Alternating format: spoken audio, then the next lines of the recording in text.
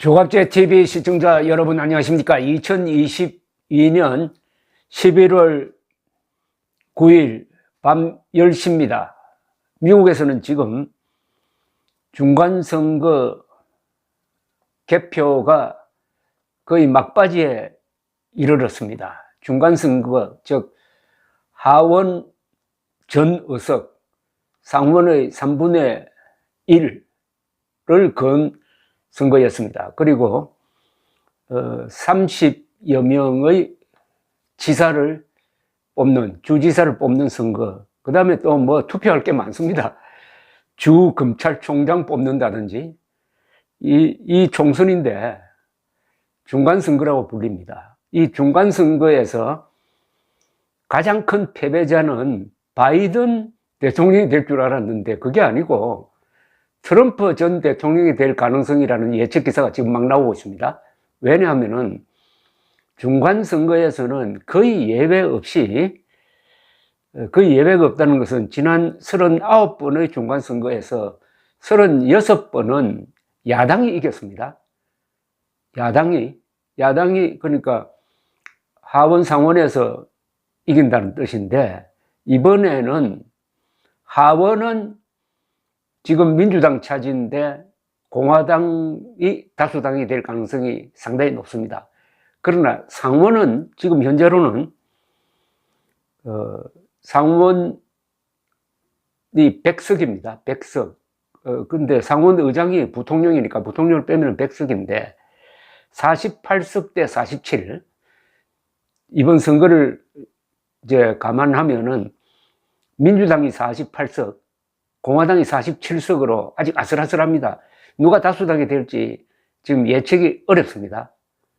그러나 하원은 민주당이 다수당 자리를 공화당에 넘겨줄 가능성이 상당히 높습니다. 그런데 이것도 상당히 의석수가 좁혀졌습니다. 생각보다도 의석수 자리가 그게 그렇게 크지 않는 차이로 공화당이 다수당이 될 것이다. 지금 218석을 가져가야 과반수를 차지하는데 하원에서 공화당이 현재 확보한 게 197석입니다. 그 다음에 민주당이 172석입니다. 그 차이가 그렇게 크지 않아요. 예상보다도. 그러니까 하원에서는 과거의 전례를 보면은 야당이 압승하는 게 뭐 이것은 하나의 법칙으로 되어 있습니다. 예를 들면은 2010년 오바마 정부 시절에 그때 공화당이 64석을 늘렸습니다. 그리고 1994년이니까 클린턴 정부 때도 그때 공화당이 중간선거에서 54석을 늘렸는데 이번에 공화당이 하원을 차지하더라도 그 의석수를 늘리는 그 폭이 매우 좁아요. 오히려 비등하게 가고 있습니다. 상원은 지금 상태로 가면은 공화당이 다수 의석을 빼앗아 오는데 좀 실패할 가능성이 있습니다.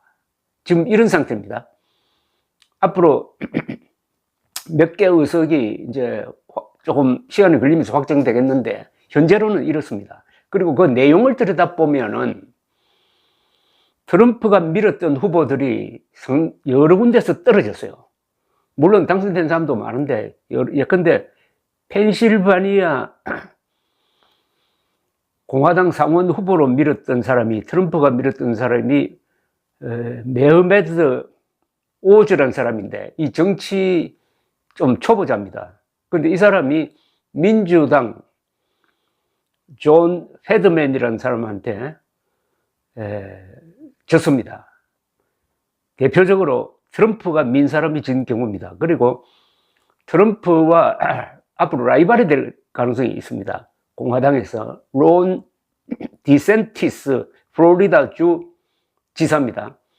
이분 물론 공화당이죠. 플로리다주 지사 선거에서 19%포인트 차이로 크게 이겼습니다.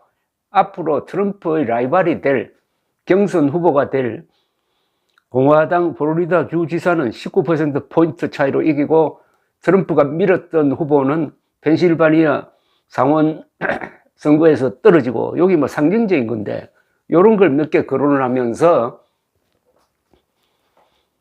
이번 선거에서 최대의 패배자는 트럼프가 될 것이다 하는 예상 보도가 나오기 시작했습니다.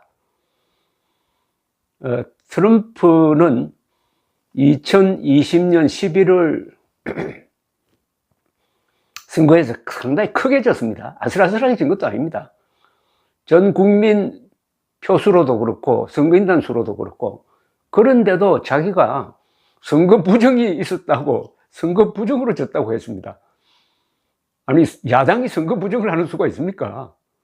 얼토당토 않는 2020년 4월 15일 총선에서 미래통합당이 선거 부정으로 졌다는 그 논리를 그냥 카피하듯이 가져가가지고 뭐 전산 조작이 있었다든지 뭐 투표 용지가 이상하다든지 이런 식으로 주장을 했는데, 그 전부 거짓말입니다.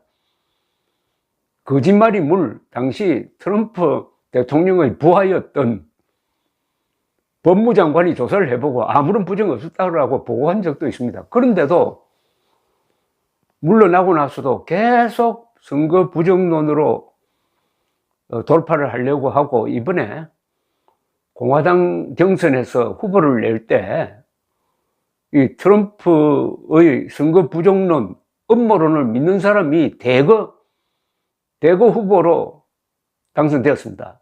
대표적인 예가 와이오밍주에서 리즈 체니, 딕 체니 딸 리즈 체니가 경선에서 떨어졌습니다. 트럼프에 반대한다고. 이렇게 하니까 공화당 후보 중에서 트럼프에게 충성하면서 선거 부정론을 믿는 음모론자들이 대거 후보로 지금 등장했는데, 막상 본선에서 보니까 그렇게 경쟁력이 없더라, 이렇게 이게 밝혀지면은, 일단 트럼프가 2024년에 다시 출마를 할 때 이번 선거 결과가 별로 도움이 되지 않을 것이다, 이렇게 보입니다. 일단 트럼프의 음모론이 기세가 꺾일 가능성이 있습니다. 이것은 큰 다른 파급 효과를 줍니다. 트럼프를 대상으로 한 수사가 여러 군데 진행되는데, 이렇게 되면은, 여론이 이렇게 되면은 수사하는 뭐 FBI라든지 검사들이 힘을 받게 됩니다. 또 이번 중간 선거는 공화당이 압승을 했었어야 됩니다. 왜냐하면은 과거의 전례도 그렇고 지금 물가가 수십 년 내로 물가가 제일 올랐습니다. 이 물가가 선거에서 가장 중요하거든요, 미국에서는. 그리고 바이든이 나이가 많아가지고 올해 만 80 아닙니까?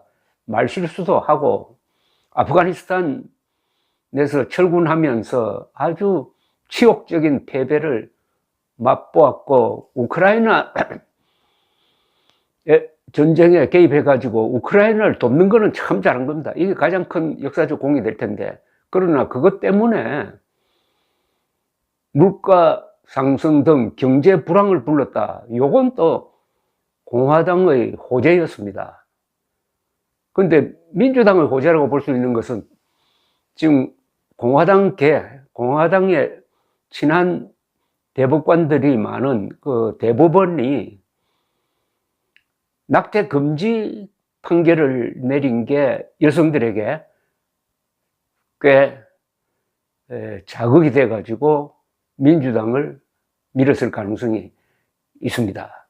어찌됐든 트럼프가 타격을 받는 게 미국뿐만 아니라 우리나라뿐만 아니라 세계 민주주의를 위해서 좋은 일입니다. 트럼프 같은 저런 선동꾼 거짓말쟁이가 미국에서 대통령이 되어가지고 4년 동안 그렇게 혼란에 빠뜨리고 나와서도 계속 거짓말을 일삼고 돈만 믿고 저렇게 뻗대다가 이번에 대승할 줄 알았더니 오히려 사실상의 패배를 맛본다면은 다음 주에 대통령 선거에 다시 도전하겠다는 그 선언이 빛을 발할 것 같습니다. 바이든 등장 이후에 한미 관계가 참 좋아졌습니다. 그러니까 바이든이 패배하지 않는 것은 윤석열 정부에는 상당히, 그리고 우리 국민들에게도, 그리고 이 북핵 문제를 다루는 데 있어서도 우리에게 반가운 소식입니다. 감사합니다.